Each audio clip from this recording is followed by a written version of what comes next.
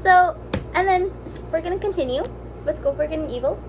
Book 5. We have, again, 5 out of 5 stars. I won't even say the rating for book 6, but we have The Crystal of Time. Oh wait, did I tell you guys?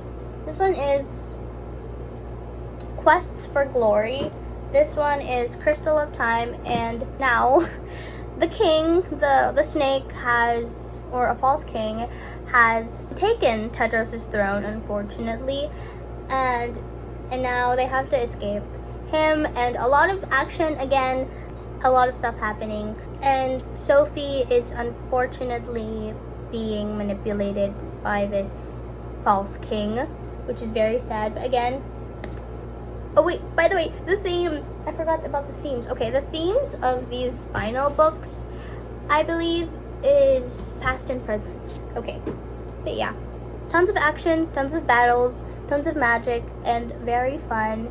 What I do like about these last 2 books, what I like about the final 3 series, what I really like about the last 3 books are that they really focus a lot on the background characters too, like Hester, Dot, Annadale, Hort, and a lot of the others, because the first 3 were mostly on Sophie, Agatha, and Tedros. But I like that we got to see the friendships of Hester, Dot, and Annadale grow more, which is really fun.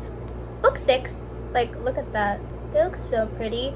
One True King. This is the final one, and obviously one of the books that made me tear up so much. Obviously, School for Good and Evil has a really special place in my heart, and the ending just makes me so happy. Yeah, we have School for Good and Evil book 6, and now King Arthur has given Tedros and this false king a task, and whoever wins, so there's 3 trials, whoever wins will finally be the one true king. So who will it be? I don't know. But very dramatic, very sad. I absolutely love it. It's really sad, so much deaths. But yeah, School for Good and Evil, book 6. We're almost done, you guys. So I've also read Before the Coffee Gets Cold, my first Japanese literature, I believe.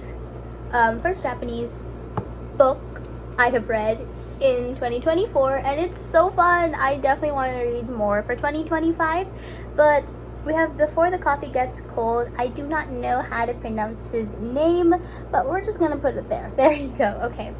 But we have Before the Coffee Gets Cold, book 1. It's amazing. Obviously, it makes me cry. It's just a very cozy, heartwarming book. Definitely focuses a lot on sorrow, I believe, and Alzheimer's and stuff like that, and death as well. And it's very cozy. It's very heartwarming. I love it.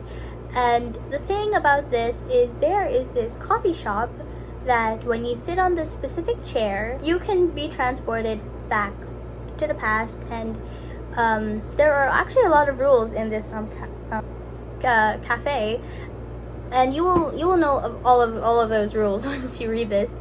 But it's really nice. Definitely made me cry. My favorite chapter might definitely be the sisters. It's just so sad.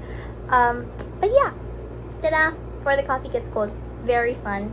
5 out of 5 stars. Next, The Lonely Castle in the Mirror. Oopsie, I forgot to get a photo of The Lonely, because I just borrowed that book and I forgot that I don't have it here. But we have The Lonely Castle in the Mirror, and another one of the books that made me cry. Oops, another one of the Japanese books I have also read. It's amazing, you guys. It focuses a lot on bullying, and I'm not sure about depression, but it's just very sad, and I feel very sorry for the main character in this book. But here it is, by Mizuki.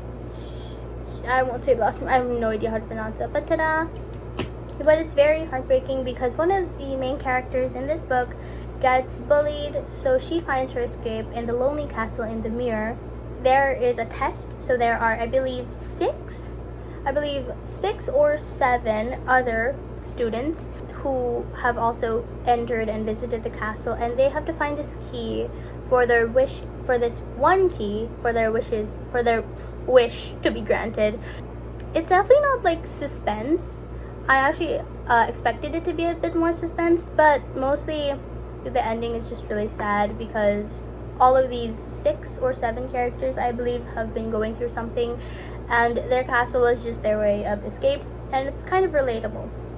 We have What Once Was Mine by Liz Braswell. I'm sure you guys have known this book. If you've watched my book review about it, I have a lot of things to say about this book, so go check that out. And this is the first Twisted Tale I've actually read. Since this is from a Twisted Tale series, I actually have another one of them I'm planning to read for 2025. This one is about Rapunzel, obviously, but if Rapunzel's mother drank from the wrong flower. So again, if Rapunzel's mother drank from not the sundrop flower, but a moondrop flower. It's been rumored that her hair has deadly powers. She definitely tries to learn more about her hair. She meets friends aside from Eugene. She meets Gina, my favorite. She learns more about her powers, and very fun, very adventurous, very thick. I've rated this book actually a 4 out of 5 because there are some things that I just didn't really appreciate in the book. So go check out my book review. Ta-da! By Liz Braswell. Okay, it's so full right now. Like, I have a mountain of books. A classic, The Prince and the Pauper by Mark Twain. So, The Prince and the Pauper is about these 2 boys, Prince Edward and Tom Canty. So, Prince Edward is the heir to the throne of England, and a pauper, Tom Canty, who was born on the same day as the prince and is identical. So they decide to switch places and learn what it's like to be the other. So kind of cool. Very classical, and we love classics. And I mean, look at the cover, it's pink. So, very nice. Next, we have What Lives in the Woods. So, I forgot I read so much children's horror this year.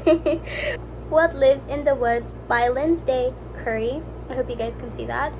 And this one, I've rated it a 5 out of 5 stars, of course. And again, children's horror, and it says here, something's watching in the dark. Okay, so kind of cool. The ending definitely surprised me a bit. The ending definitely reminds me about Mystery of the Green Ghost, because What Lives in the Woods is a bit mystery, a bit detective. Ginny, our main character, not Ginny from Harry Potter, but Ginny stays with her parents at this mansion for like 2 months because it's like their summer vacation and stuff like that. But of course, Ginny would much have preferred to be at home doing her own thing, but she starts to hear these weird noises. She starts to see things in her bedroom mirror. Very creepy, and a lot of stuff are happening. Very suspense, but the ending is definitely not what you guys would expect. But kind of cool. 5 out of 5 stars. Children's horror, highly recommended as well. Next, Princess Academy by Shannon Hale. So I have seen this book a lot, like whenever I would watch middle grade recommendations, and they keep recommending this. It says here 5 out of 5, but I would give it like a 4.5 out of 5 in my opinion, because we journey with this girl, Miri, and she is like just a regular country girl or something, I believe, and she gets accepted into a princess academy where hundreds of girls from her village as well of girls train to be a princess, and one of them will be married to the prince. It was definitely not my favorite book. Oh my gosh, we're like 43 minutes in. This is definitely not one of my favorite books. I believe it's just like there are times when it's so fast paced, but then there's also times when it's like super slow. So the pacing of the book is definitely hard to catch up on. The ending definitely surprised me. Was not expecting it. But yeah, if you're looking for a middle grade princessy book, highly recommended Princess Academy. I have also read The Land of Forgotten Girls by Erin Entrada Kelly. This author actually is a Filipino, I believe, like a half Filipino. So that's why I got this, to like try to read a book by a Filipino, at least half Filipino. So this is The Land of Forgotten Girls, and we go with these girls, Sol, short for Soledad, and Minho. We journey through these two girls who are now orphans because their father is missing. We didn't really hear much about his father in the first book, in this book much anyway. And now they live with their evil stepmother, Vea. Sol has a very wild imagination, and even if she and her sister is being like beaten by their evil stepmother, she still is so kind to her like sister. She still imagines a lot of stuff. Like there's this one scene where Vea locked her in a cabinet for punishment. All Sol was trying to do was just imagine she was like from an alien country or something. And it says here, sometimes all you need is your sister, which is very cute. It has a lot of humor and friendship, sisterhood, a lot of those. But even though it has a lot of I still rate it 4 out of 5 stars because again, it's towards the ending especially, it felt super fast paced. There were parts that I didn't really understand, like how it's only jumped from this area to another, if you guys know what I mean. Very fast paced. I guess if you're just looking for something quick to read, I mean, like, it's pretty short. But yeah, so 4 out of 5 stars. The Land of Forgotten Girls by Erin Entrada Kelly. Okay, so last Harry Potter book I have read this year is, it's so thick, guys. Harry Potter book 5. Harry Potter The Order of the Phoenix. It's so heavy. Okay, again, 5 out of 5 stars. And obviously one of the books that has made me cry because it is also really sad. Again, death. And we see that Harry Potter goes back to Hogwarts, of course, for his 5th year.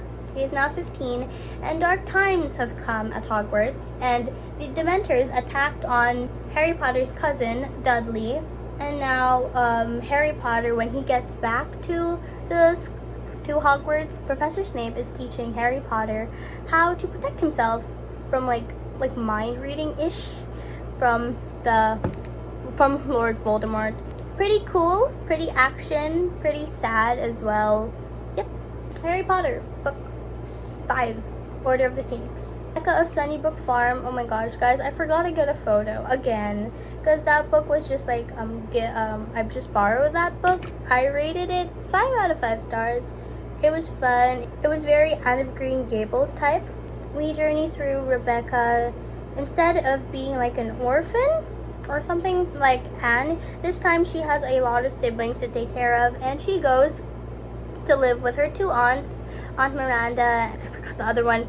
She goes to live with them, and she meets a lot of people. She meets a lot of friends. It's just very fun and very Anne of Green Gables type. She loves writing poems. So cute. And it's written by Kate Douglas Wiggin. Okay. Wiggin? Okay. Finally, wow, I cannot believe we have finished. We have The Keeper of the Lost Cities by Shannon Messenger. This is book 1. And this was a gift to me. So, Sophie, if you're watching, thank you. Well, so we journey with this 12-year-old girl, Sophie Foster, and she finds out she is an elf.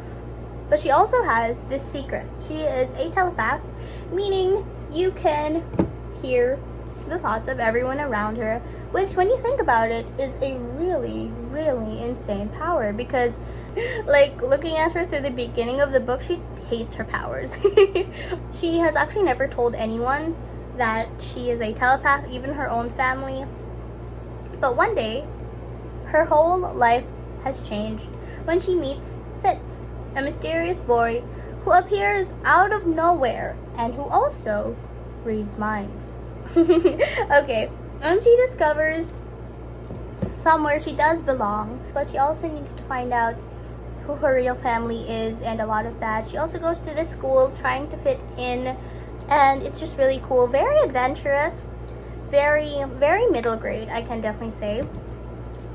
If you guys are looking for a very middle grade book, definitely this one. So cool. I absolutely love this book, and it's really fun. And this one has illustrations, which we're so happy about. Wait. Okay. Like, ta-da! So cool. And it definitely made me cry because there's this one scene in the book where she has to leave her family, and it's just really heartbreaking. But yeah, definitely one of my favorites for this year. So wow, guys, we finished. I am so happy right now. We have finished.